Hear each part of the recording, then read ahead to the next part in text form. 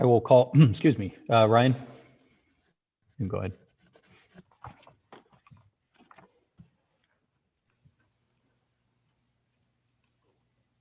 Okay, we're live. All right, I will call the General Committee meeting to order. Welcome to our virtual General Committee meeting this evening. Due to the COVID-19 pandemic, physical distancing measures, General Committee is continuing to practice physical distancing, and all members of Council, Executive Management, and the City Clerk are participating via video conference. Senior leadership team who have reports on tonight's agenda are not visible, but are available to answer questions as needed on the reports that are on tonight. The first item on our agenda, as always, is the consent agenda. I'll read out the motion printed on the agenda, or at least the title associated with the recommended motions and the items for discussion. Members of General Committee can ask that the item be held, so it can be discussed further tonight. If the item's not held, the motion printed on the agenda is deemed to be approved on consent, and will go forward to City Council for our consideration at our next meeting. Following the consent agenda, we do have one presentation by staff tonight. We'll do that after the consent agenda. Reports of reference advisory or special committees on tonight's agenda. We have the report of the Finance and Corporate Services Committee from January 12th. It's to be received. Finance and Corporate Services has recommended the following motions. First, with regards to the Barrie Baycats Baseball Club, Barrie Community Sports Complex. No holds, that is approved. Next, regarding a motion regarding the Route 11 service model. That is approved. The next item is with regards to transit planning principles. No holds there, that is approved. We have an item regarding an inclusive community grant. That's for the Seniors Without Walls program. That is approved. Finally, we have the fourth quarter internal audit status report, 2020 fraud and wrongdoing program, activity summary of 2020 audit activity, and the 2021 internal audit work plan. No holds, that is approved. The staff reports tonight. Can somebody hold the first one? It is the I'll hold it. Presentation. Sure. Deputy Mayor Ward, thank you. The next one is an investigation regarding additional parking restrictions along Stanley Street in Ward 3. No holds. Oh, held by Councillor Kungle. Okay. Thank you. Held.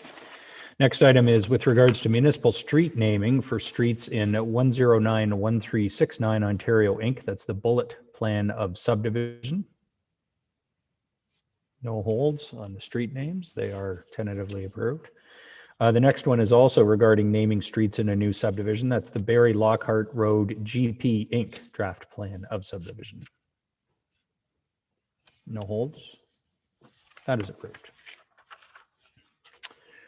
The next staff report on the agenda is with regards to infraction fee invoices under our sign bylaw. No holds. That is approved. Finally, we have updates to our winter maintenance policies. No holds on that. It is approved. We have two items for discussion placed by members of council on the agenda tonight. The first was placed by Councillor Riepma. It's regarding an installation of a three-way stop at Penetanguishene Road and Indian Arrow Road. No holds.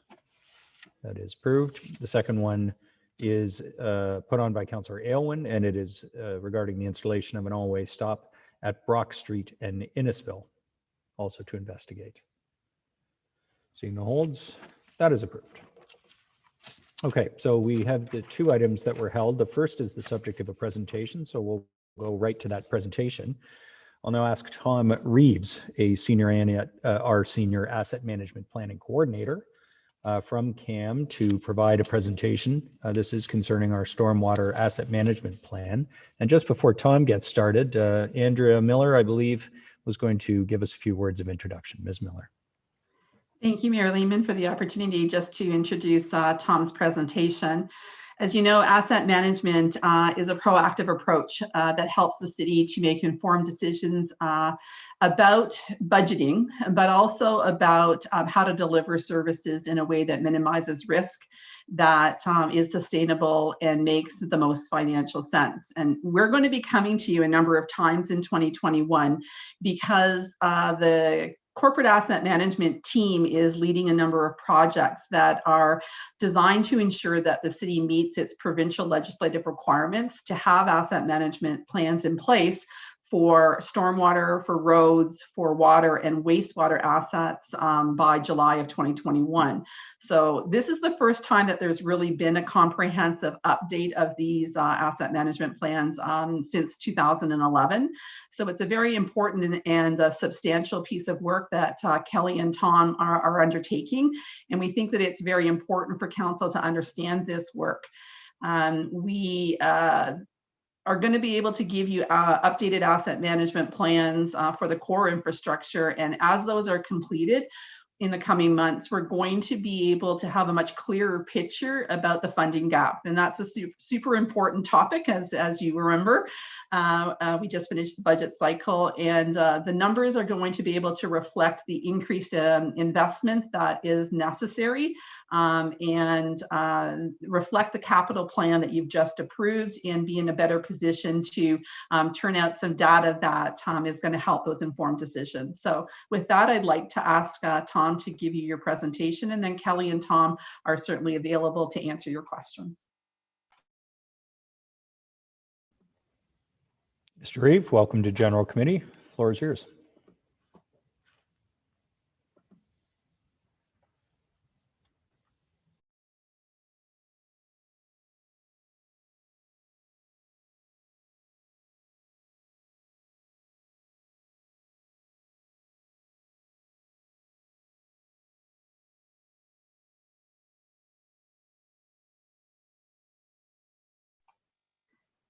Tom, I think you're still on mute.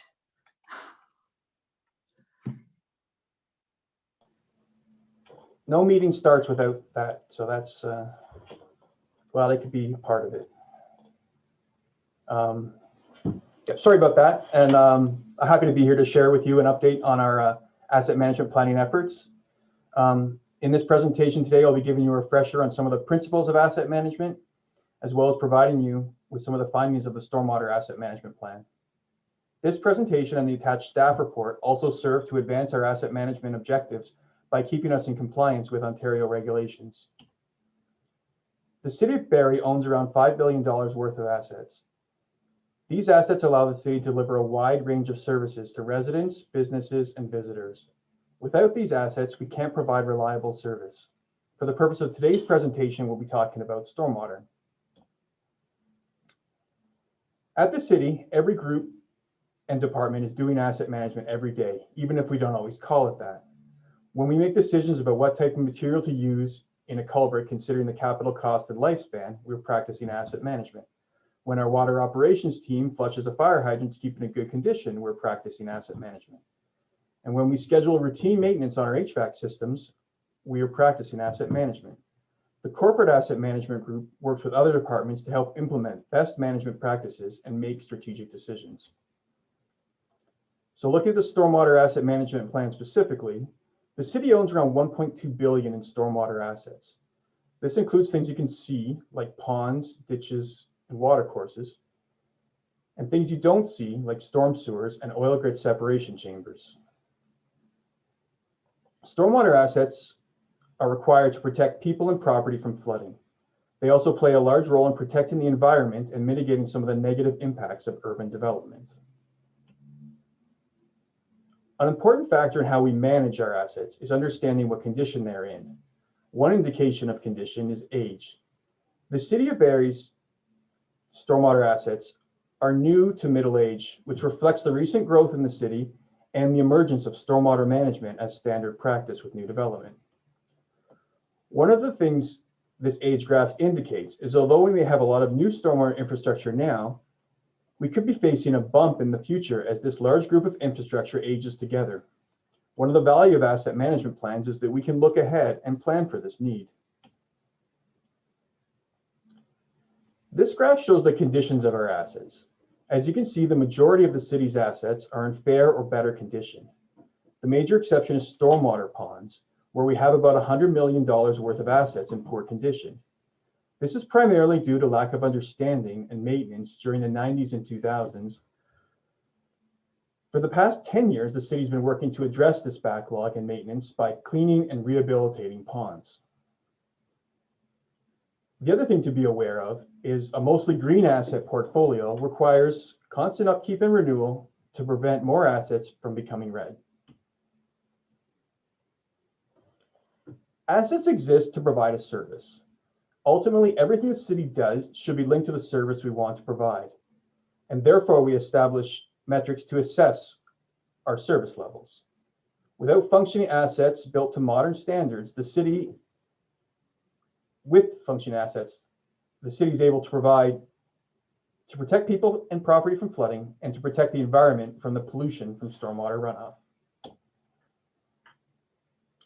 We need to make sure that we're spending the limited resources in the area of highest need. By looking at the criticality of an asset and its condition, we can understand the risk it presents, and then we can target interventions on the assets most likely to fail, which could lead to the worst consequence. The more assets we can keep in the bottom left of the bottom to the left of the graph, the lower our overall risk profile. The more assets we have on the top right of the figure, the more likely we are to fail to meet expectations to protect people and property from flooding and to mitigate damage to the environment. Putting together an understanding of the assets, the level of service, and the projects identified to fix them, we're able to summarize what the financial implications might be. These two graphs show the needs, the historic spending, and the projected spending. The first graph is about renewal of our current infrastructure, and the second is about growth and upgrade projects to the stormwater assets.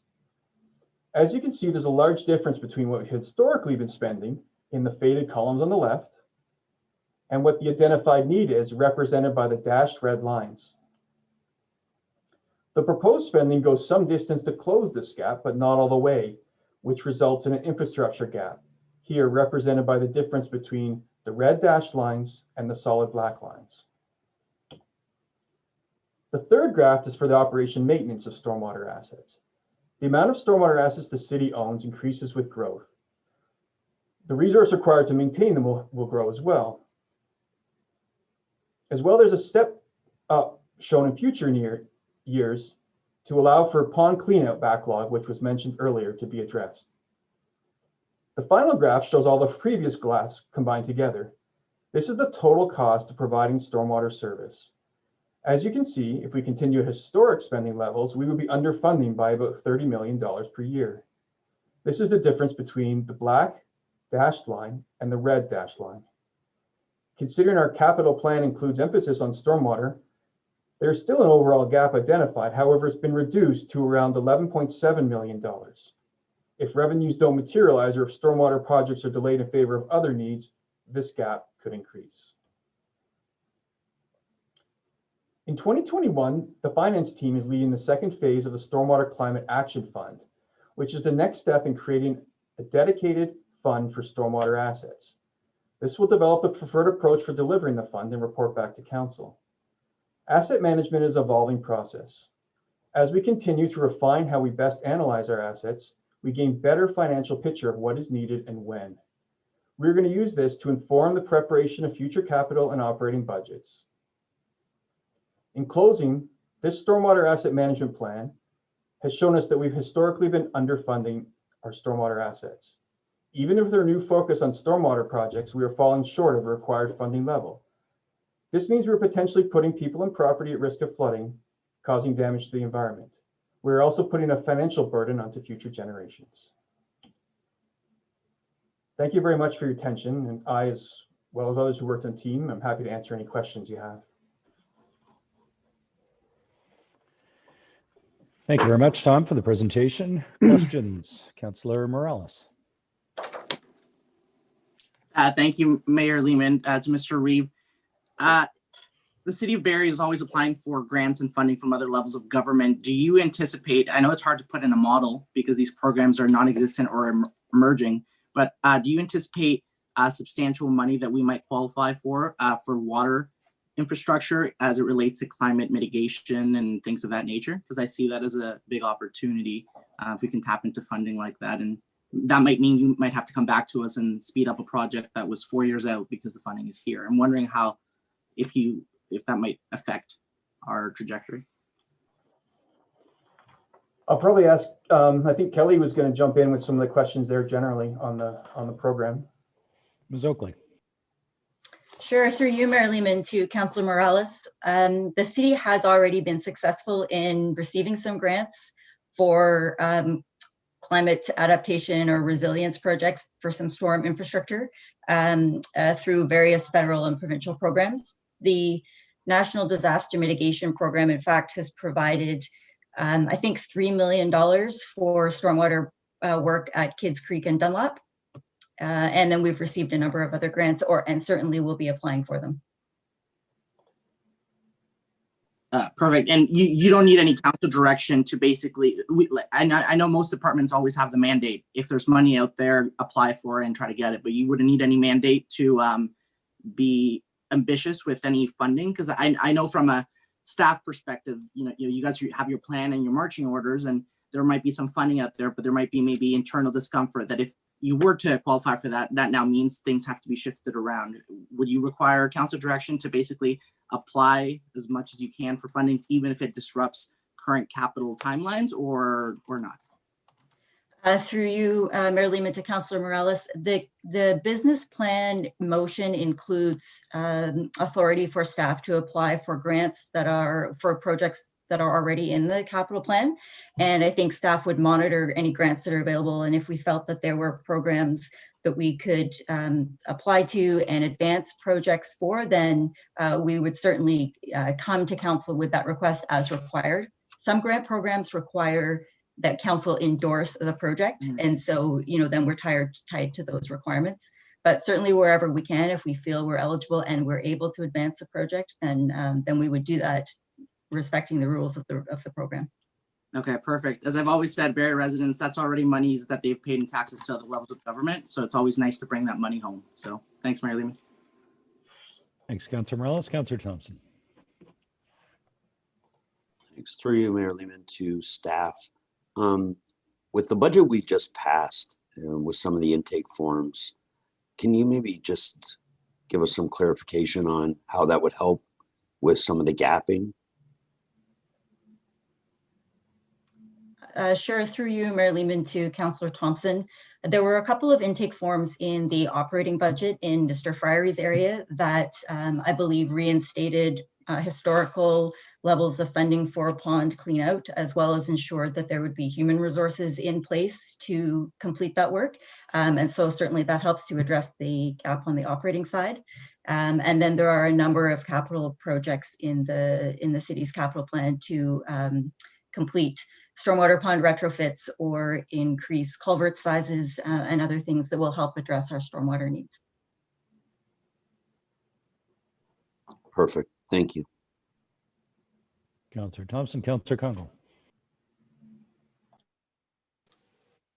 Thank you, Worship. Through you to Mr. Reeve or Miss Oakley.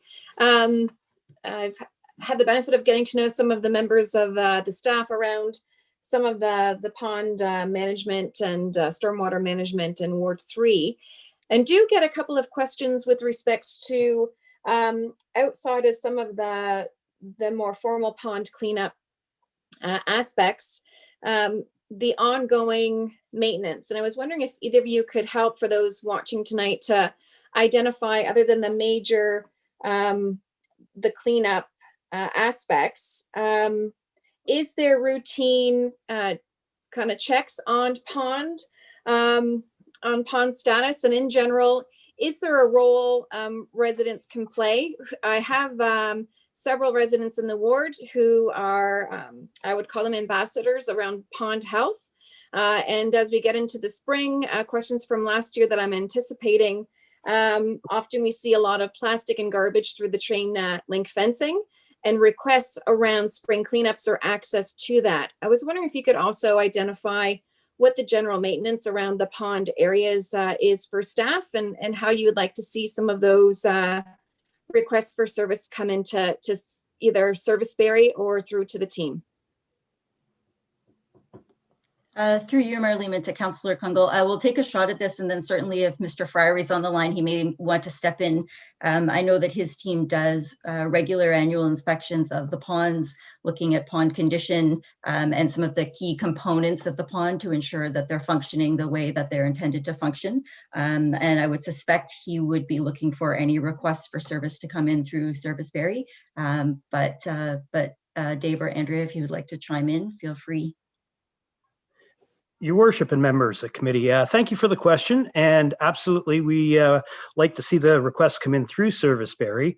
I can tell you that we have a staff of 4 or 5 people that continually monitor the ponds. Every year we check sediment depth and even the, what the sediment is as well. So we keep an eye on the ponds. If the members of the general public would like to assist, absolutely keep an eye on the pond. If they see it, the water levels getting too high, from time to time, the outlets will get plugged. Could be from sediment, trees, beavers, all those things. So please let us know, and we'll send folks out. We try and get out to the ponds at least once a year for cleanup. So it's a regularly scheduled thing, but if they would like to, give us a shout, absolutely. We would like any assistance they can give. I would hesitate from having them going into pond areas that are fenced. They're fenced for a reason. They're fenced because the slopes are a little dangerous, and we don't want any children or people, working around the ponds in an unsafe manner. So I hope that answers your question. That does. Thank you, Mr. Fryery. And I think that'll be helpful as we start looking at neighborhood cleanups in surrounding areas. And my compliments again to the team. They've been incredibly responsive over the past year on a particular pond where there's been some concerns with drainage and issues with some fallen trees. So I know it's a lot of work covering all those assets across the city, and I do appreciate the team you've got. Thanks, Councillor Congo. Councillor Natalie Harris. Thank you, Mayor Lehman. Through you, probably to Ms. Miller. I know that we had some good conversations around the Bear Creek Pond that did have the fence and the kind of protection around it because we were doing some cleanup. I think it would be maybe information the public can hear that's helpful. What does staff do to maintain the safety of the turtles when they're migrating? That was kind of the issue we had, was sometimes they're blocked with the fences. So if you could just share what we do when we have to clean the ponds, that's obviously part of the maintenance, but what we do as a city to protect those species.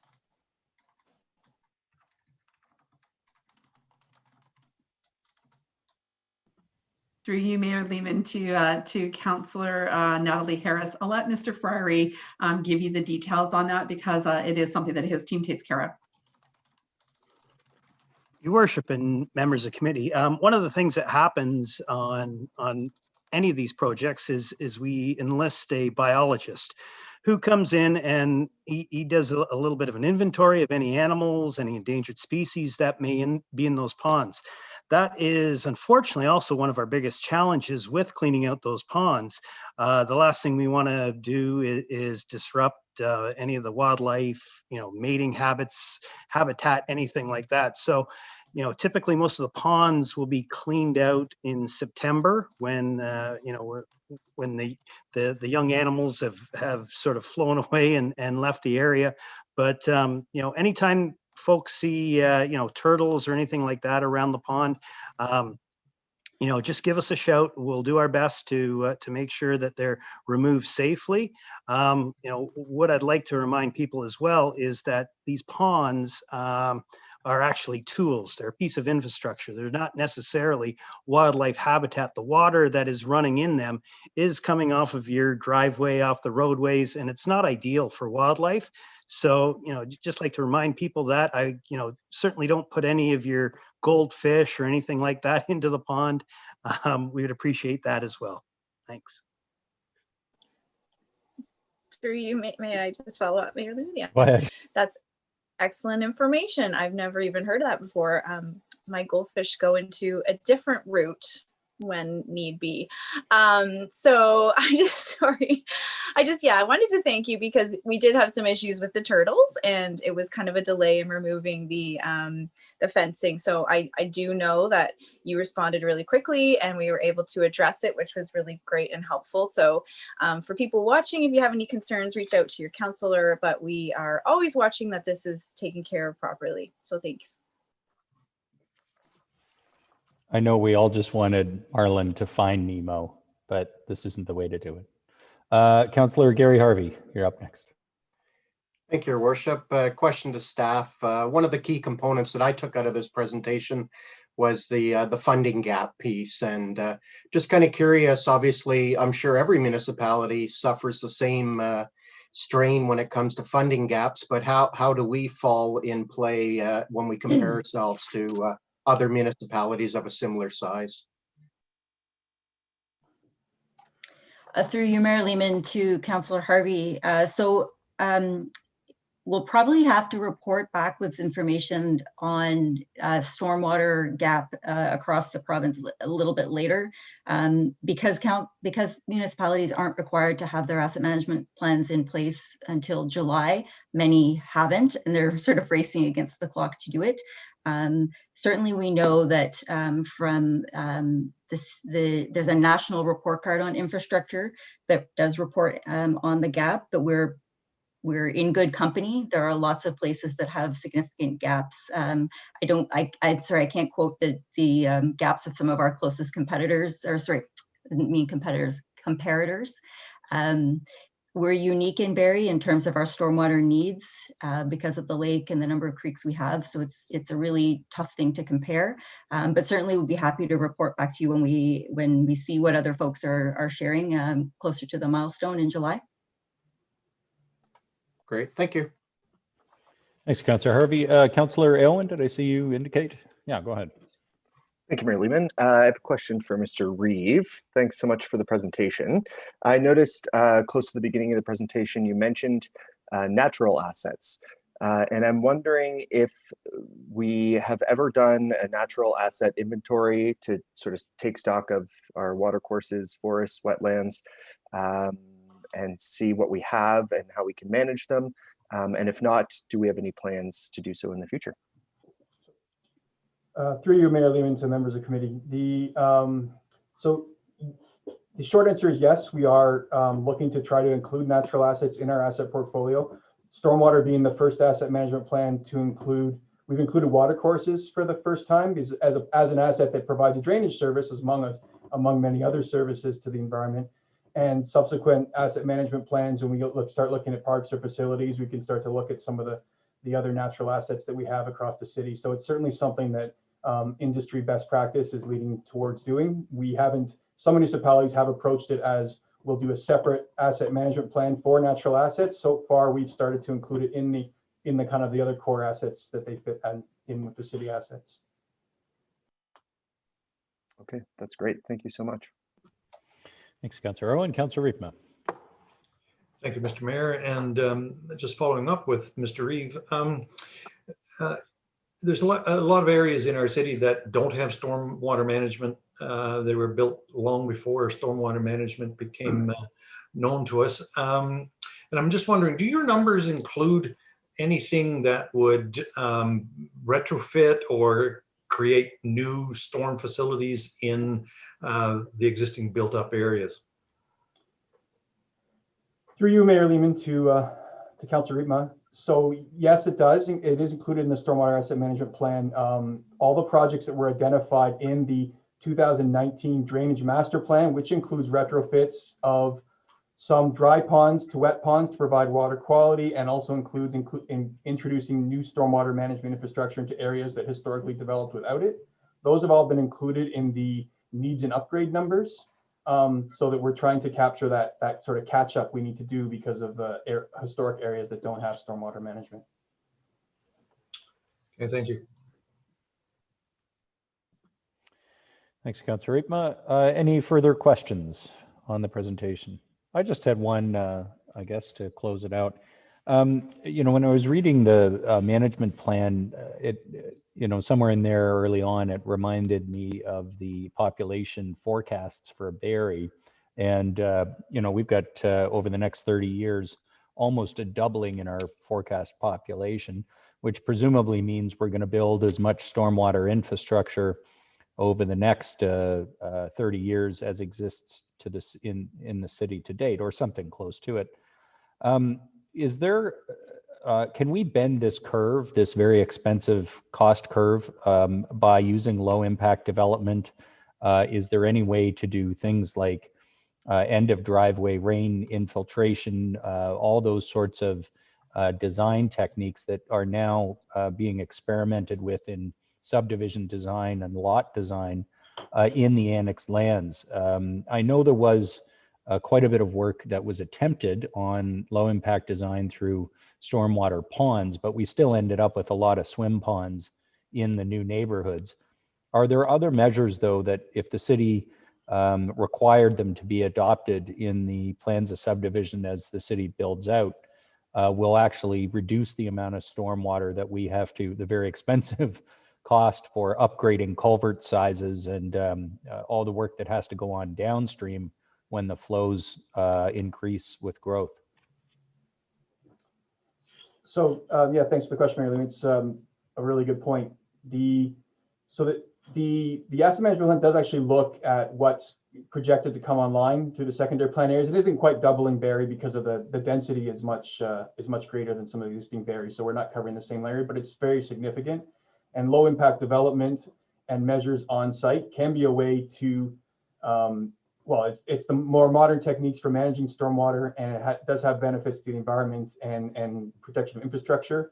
One of the things that's probably favoring Barrie related to that is that a lot of that stuff is on private lots. So it's providing a service, but is also not necessarily becoming city owned, and therefore assets we have to renew and maintain. Ultimately, stormwater management as it's practiced today, is a pretty significant, brings us some significant assets that require particularly ponds, which are always going to be part of stormwater management, or at least currently envisioned part of stormwater management. We do have around 20 ponds that are becoming on the secondary plan area that we're going to have to manage and maintain. Yeah, so I guess my specific question and follow-up to that is, it struck me when we went through the secondary planning process that we started that process with the intention of fairly aggressively adopting those measures. But my sense is that when the plans of subdivision came out the other end, they were more traditional stormwater management plans that were incorporated into those plans of subdivision. And my knowledge on this is not great, so I'm looking for an answer from staff. If we had done things like requiring at the bottom of every driveway a grate with a French drain that keeps the water from going onto the street, but rather infiltrates it into the soil on the property itself. Did we require those kinds of, I mean, that's an extreme example. I know we didn't do that, but did we do those sorts of things? And is there capacity for us to do more of that now that we're aware of not just the capital cost of building all this infrastructure, but obviously the very significant cost of managing all this infrastructure? So to your specific question, LIDs and low impact development and the measures are being required in the secondary plan area, and that is giving us, in a lot of ways, a higher level of service than the existing stormwater infrastructure, traditional stormwater infrastructure has. Greater water quality, greater water balance, which helps protect the environment. Ultimately, though, the stormwater ponds are required for quantity and flood control, which the science is limited that you can't provide those kinds of services on site, and low impact developments have a small impact on kind of rare 50-year events and those kinds of things. And also, regardless of how we get the stormwater managed on site, which is the optimal, on lot is the best and cheapest long way to manage stormwater, we still have to deal with drainage from our roadways and conveyance of those major events, which requires pipes and ponds. So we are trying, I think, through low impact development does help, but also requiring modern stormwater infrastructure, it does cost more than the traditional let it drain away and let the creeks worry about it approach, which is of course what's caused a lot of environmental damage in some areas. Okay, thanks for that. And I mean, fair enough. And that point you just made, I think, is a key piece. There's cities in California where it rains like 3 days all year, but they've still got huge stormwater management systems and floodways, because the consequence of those 3 days a year not having a system to deal with the water is devastating. And even though it rains a lot more than that here, I guess we still have to build for those major events, and those events are increasing with climate change. But thank you for this. Thank you for the presentation. We do have the report coming up first in general committee's agenda. So if there are no other questions, we'll just move into that, members of committee. That was the first item that was held. Deputy Mayor Ward, do you want to put it on the floor? I will put it on the floor. I do have a comment and question, though. Go ahead. My comment, first of all, I was thinking when I was reading this report as how in all my years on council, and there's been many of them, I have been to celebrations or openings of all kinds of city infrastructure. I've been to bridges, to subdivisions, to rec centers, to soccer pitches, Our first fire electricity halls, plant. just about everything. And I've never been to a single function involving stormwater management. I mean, it kind of says something about how underappreciated it is, which is really unfortunate, because it's pretty clear it's one of the most important services we offer as a city, both in terms of preventing flooding and keeping the water in both Little Lake and Kemptville Bay cleaner. And so I think it's too bad that we don't pay more attention to our stormwater management pond. I think our staff is paying attention to it, but I think as a city or people, we don't really pay a lot of attention to it. Now, my question is, I take it from reading the report, right now we've got about a 50-50 split between what are called dry ponds and wet ponds. And maybe I can ask staff to maybe give me a line or two explaining what the difference is. And am I right in that we're trying to go over to more wet ponds and away from dry ponds? Through you, Mayor Lehman, to Deputy Mayor Ward. Yes, so just to give you a little history, so we do have probably about a few more dry ponds than we have wet ponds. And a little bit that's due to the history of development. Originally, stormwater management ponds were focused primarily on the flood protection. So it was just being used in extreme events to hold back flows to protect downstream lands from flooding and erosion.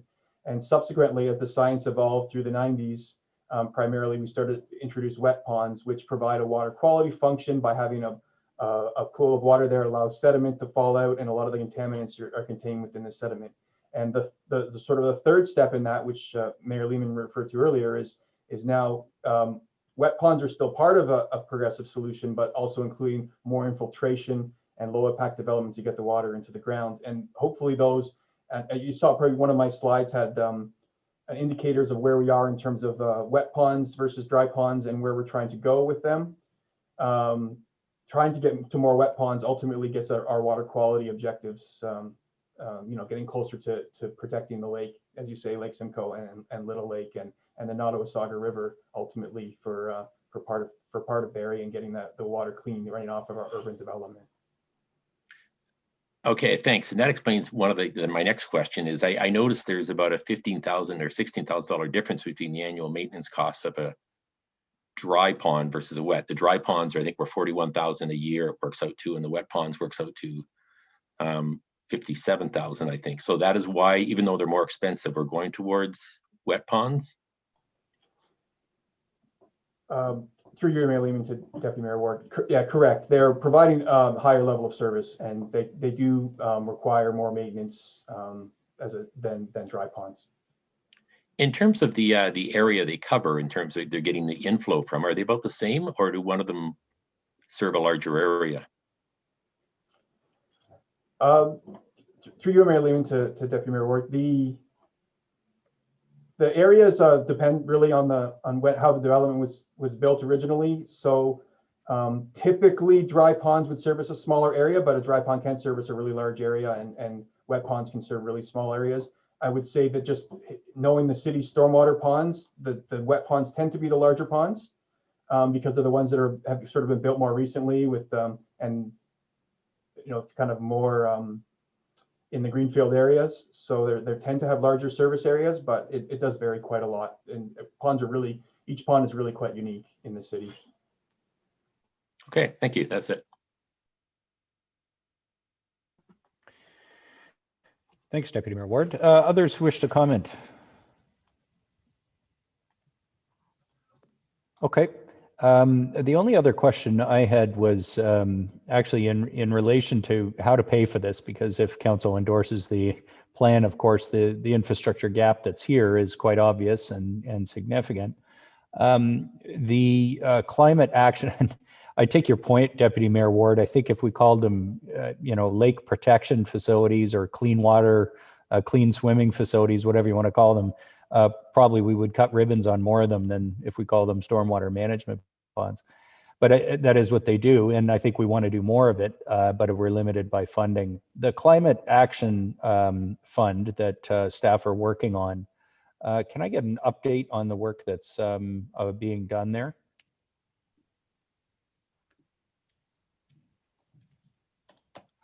To you, Mayor Lehman, and members of General Committee. So Finance is being tasked to take over that role. So we're actually in the process of this week of just signing the contract and getting ACON on board with us. We have a plan to bring back, to report back to council with the full, what the program would completely look like, including potential rebate opportunities. The goal is to have a plan before council at the end of this year or early January of next year. We will be having numerous public information sessions throughout the year as well, looking to engage members of the community, as well as coming to council to explain the process. So we're well on our way and should have lots of good conversations to come. All right, thank you for that.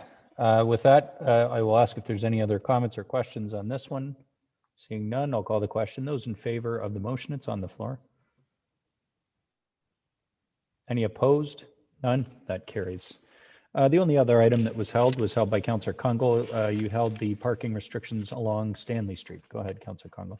Yes, thank you, Your Worship. Through you to staff, I've got two questions, but I did want to point out that this motion does have actually a quite informative staff memo in the circulation list.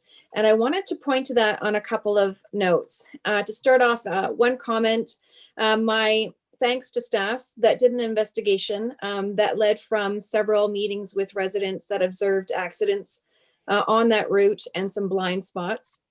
From there, though, a lot of other innovative opportunities came to the table through Mr. Rose and other staff members.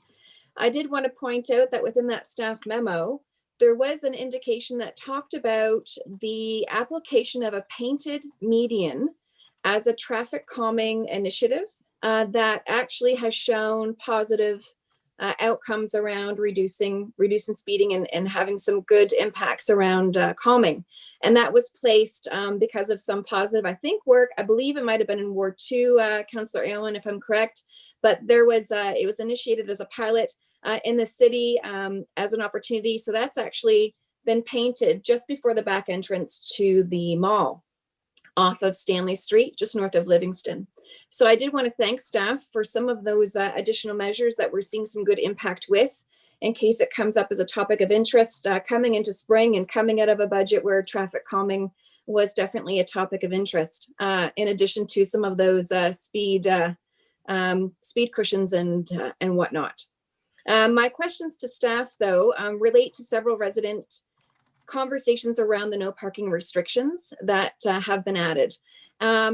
These are not isolated to Stanley Street, but they do, with this change, do raise the same questions. One is, when we've got a Canada Post mailbox unit in proximity of an area where we've got no parking and no parking signage going up, could staff identify for members of the public how bylaw would look at that from an enforcement perspective? I'm getting some questions in general at different areas where we see close proximity of no parking signs to Canada Post mailboxes, and I'm hoping to mitigate the need for requests to change signage. It's my current understanding that individuals who are stopping for a period of time to grab their mail in general will not be ticketed for doing so. And maybe that's then through you, Your Worship, to perhaps Ms. Miller. Ms. Miller or Ms. Cook on enforcement? Yeah, Ms. Cook. Ms. Cook. Thank you. Go ahead. Thank you, Mayor Lehman. Before I answer the question, could we have Councillor Congo put the item on the floor? Oh, thank you. my fault too. That's good. Sorry, my views changed. I'm putting the item on the floor as written in the agenda. Okay, go ahead. And the question, Ms. Cook. Oh, Thank you. All right. Through you, Mayor Lehman, to Councillor Congo. No, we would not ticket somebody when they're stopping for their mail. As long as they don't park there for hours at a time, people are allowed to stop and get their mail. Thank you. I believe that's everything on that end around the mailbox from a bylaw. Sorry, I think another question of mine has been answered by email, so I'll leave it there. Okay, items on the floor is printed. Any other questions, comments on this matter? Okay, seeing none, I'll call the question. Those in favor of the motion. Are any opposed? None. That carries. Thank you. I believe that completes the items that have been held tonight, and it already brings us to inquiries. Deputy Mayor Ward, any inquiries of staff? I have none. Members of General Committee, any inquiries of staff? Seeing none, announcements, Deputy Mayor Ward. I have none. I see a few members of council who do. Councillor Morales, go ahead.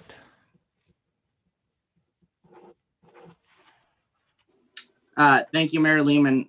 Start with a lighthearted announcement as I try to pull up the poster here. I got an extension cord, so anybody, all members of council who were patient with me the other week, we will not have a 11.5 hour drop off. So that is going to be reliable moving forward. I also wanted to make an announcement by a teacher, the English chairperson of St. Peter's High School in Ward 9, Ms. Heron, reached out to me about promoting this event, Diverse Voices Unite. She has been the organizer on this event, as well as the video producer, being my former grade 12 English teacher, Ms. Oliver. The event is called Diverse Voices Unite, and it's honoring and celebrating Black History Month. This year, it's going to be on February 15th on YouTube, the release at 10 a.m. And then on Rogers, there's going to be a live event February 24th at 6 p.m. We're going to have some well-known local names, such as Kevin Frankish and Harry Hughes, Mayor of Ormondonte. We're also going to have Sama Othman, Communications Officer with the OPP, as well as other artists and historians and basketball coaches as it relates to Black youth as well. So once again, this is to promote Black History Month and listen to various stories of the Black community. So once again, that's going to be on YouTube video release February 15th at 10 a.m. Rogers live event February 24th at 6 p.m. And it's going to be on a, the YouTube channel it's going to be released on is going to be PD Panther YouTube channel. I will post it on my social media. And I know other members of council have either gotten this information or will be getting it soon as well. And that's it. Great. Thank you, Councillor Morales. Councillor Aylwin. Thank you, Mayor Lehman. I do have an announcement here. Sorry. So I'd like to draw the public's attention to a virtual event that will be happening Monday, February 15th in the evening. And it is a vigil to honor the lives that we've lost to the toxic drug crisis here in Barrie. So I'll read a little piece from the event here. So join us as we come together as a community to mourn our friends, partners, children, and neighbors lost to this ongoing toxic drug crisis. While we can't physically be together, we can light a candle and virtually share pictures, tears, smiles, laughter, grief, warm memories, and our collective need for something to change. And people can find the details on my website, keenan.ca. There's a link on the front page to the Facebook event page. And that's a vigil to honor the lives lost to the toxic drug supply crisis. And that's February 15th. It's a Monday from 7 p.m. till 8 p.m. And that's virtual. Today, as Councillor Morales mentioned is the beginning of Black History Month, and I'd just like to make the public aware that there are two great organizations in the community that are doing important work on this. Uplift Black and Making Change across Simcoe County will have some programming virtually over the course of the month. So I would encourage people to check out those two organizations. So that's upliftblack.org and makingchangesc.com. Upliftblack.org and makingchangesc.com for some Black History Month programming. Thanks. Thank you very much, Councillor Owen, for that as well. And Councillor Morales, you saved me an announcement there too, which is great. Councillor Jim Harris. Thank you, Mayor Lehman. I'd like to make an announcement to remind folks that there is a public consultation neighborhood meeting scheduled for Wednesday, February 3rd, and it's regarding a proposed development for 520 and 526 Big Bay Point Road. You can get the details for registering for the virtual meeting at the City of Barrie website under Ward 8 Developments. Thank you. There we go. I was muted. Okay, thank you very much, Councillor Harris. Any other announcements, members of General Committee? Okay, I have a few. As has been noted a couple of times already, we have actually proclaimed the month of February as Black History Month in the City of Barrie, and I won't repeat some of the notes I've got here, but I certainly encourage people to search out the virtual events that will be happening this year in replacement of some of the events that we've had at the Five Points Theatre and Georgian Theatre and through other platforms in the past. They do all have to be online this year, but there are a number of really great events going on and several that are being organized by teachers in our public school system as well. We have also proclaimed February 2nd, tomorrow, Groundhog Day, as Tuesday, and that is in support of charities that help in the fight against homelessness. And February 6th is International Day of Zero Tolerance for Female Genital Mutilation in the City of Barrie.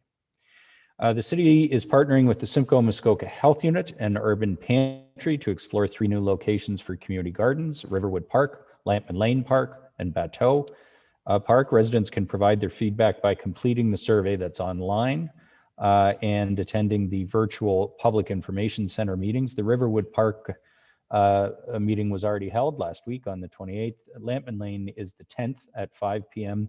and Bateau Park is the 11th at 5 p.m. For more information and to register for those meetings and complete the survey, it's barrie.ca/community gardens. Effective January 1st, 2021, there have been some changes made to parking passes. Please do check out the city's website, barrie.ca/parking, if you own a parking pass, just to make sure none of those changes affect your regular pattern. If you are still coming to anywhere in the downtown to park or anywhere in the city where there is paid parking. And of course, a reminder that across the city, the overnight parking restrictions are in effect through February and March to allow for snow plowing, no parking from midnight till 7 a.m. on street. The Ontario government extended the state of emergency and the orders associated with it, of course, including the stay-at-home order.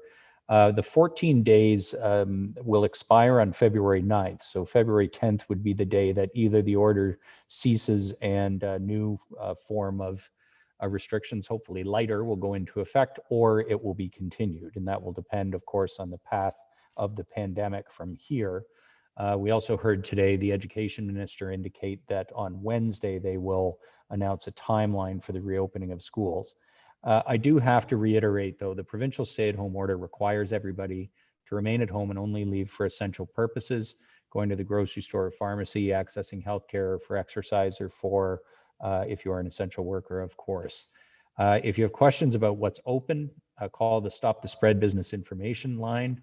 That's 888-444-3659. And of course, up-to-date information is available at barrie.ca/services about our services and on the health unit's website about virtually everything to do with the pandemic. You will have seen and hopefully heard by now some stronger messaging that we've put out in the last week around the importance of staying home. And for those watching tonight, I just want to reiterate, the reason this is so critical right now is the potential presence of the more contagious variant in our community of COVID-19 that went through Roberta Place. It is very much up to us over this week, last week, this week, and next week to stop or slow the spread of that variant. It will make an enormous difference, as we are now literally in a race against vaccinations between the variant and vaccinations. And if we are successful as a community in slowing the spread of the variant, the chances of us being able to open up sooner and, far more importantly, the number of lives that will be saved will be that much greater. So thank you for everybody who is doing their part, and for everybody who's helping spread the message. This is tough. It's like being right at the end of a marathon and you've got the finish line in sight, and now you have to sprint. And that's the last thing you feel like you've got the energy to do. But it is what we do at the end of a race. And I think the next couple of months are the end of the race. So we need to do this. And again, I can only say thank you to everybody who is helping spread the word and saving lives by staying home. Circulation lists, members of council. January 25th, anything from the January 25th circulation list? Okay, seeing none. February 1st, 2021. Tonight's. Okay, seeing none. That completes General Committee. General Committee is adjourned at 7:57. We will see you all tomorrow night for City Building and Planning Committee.